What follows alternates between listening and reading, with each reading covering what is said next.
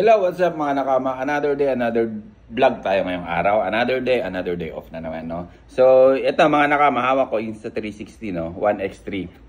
So, matagal ko nang hawak tong camera na to mga nakama, no? Ginagamit sa rides minsan sa mga, yun, lakad-lakad.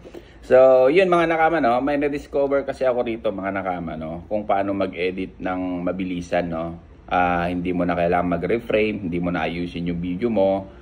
Do ang mag-aayos na mismo is yung application na mismo, yung AI na. So in short, ito mga nakama, application ng Insta360 na AI edit. So yun, tara, samahan nyo ako mga nakama, papakita ko sa inyo kung paano yung ginawa ko. Let's go! At ayun na nga mga nakama. So ang unang-unang gagawin natin mga nakama is i-connect natin yung telepono na gagamitin natin sa editing dun sa may Insta360 natin, no? Open natin yung video na kailangan nating i-edit sa AI editing.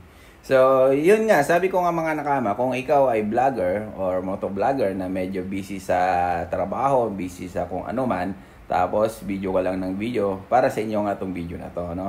Kasi sabi ko nga, yung AI editing mga nakama, ito yung nagpapadali ng oras ng pag-edit nyo. Kung dati 2 to 3 hours yung oras na pag-edit nyo ng mga videos nyo, at the same time nagre-reframe pa kayo. Sabi ko nga dito sa may AI editing mga nakama, siya na bahala lahat ng yung oras mo papaikliin. Kung dati nga 2 to 3 hours, ngayon mga minutes lang yan mga nakama, 3 to 5 minutes lang.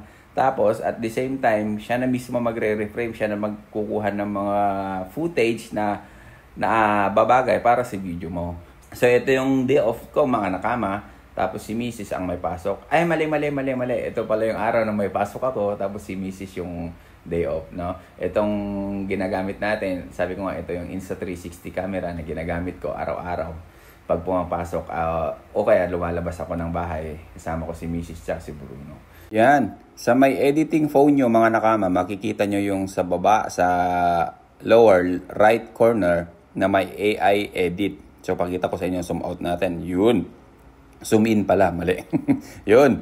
Makikita nyo yan, pindutin nyo lang yung AI edit na yan. Pagka pindot nyo yan, mga nakama, may lalabas na ganito. So, yan, kita nyo mga nakama, no? AI analyzing. So, may percentage yan, hanggang 100% yan, mga nakama. Sabi ko nga, mapapadali niya yung pag-edit nyo. Kung dati nga, 2 to 3 hours kang nag-edit sa isang araw, ngayon, mga minutes na lang, mga nakama, no? 2 to 3 minutes or 5 minutes, depende.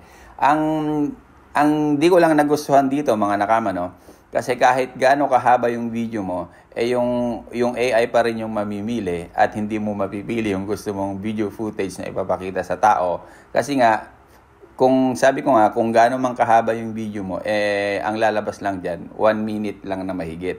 So, yun, limited lang din. So, ang kinaganda lang doon, mga nakama, hindi ka napagod sa pag-edit, sa pamimili ng mga videos mo. Pero, AI selection siya, mga nakama. So, yung AI yung mamimili. So, yun mga nakama, no? Pabilisin natin para at least makita nyo yung magiging final output ng video natin.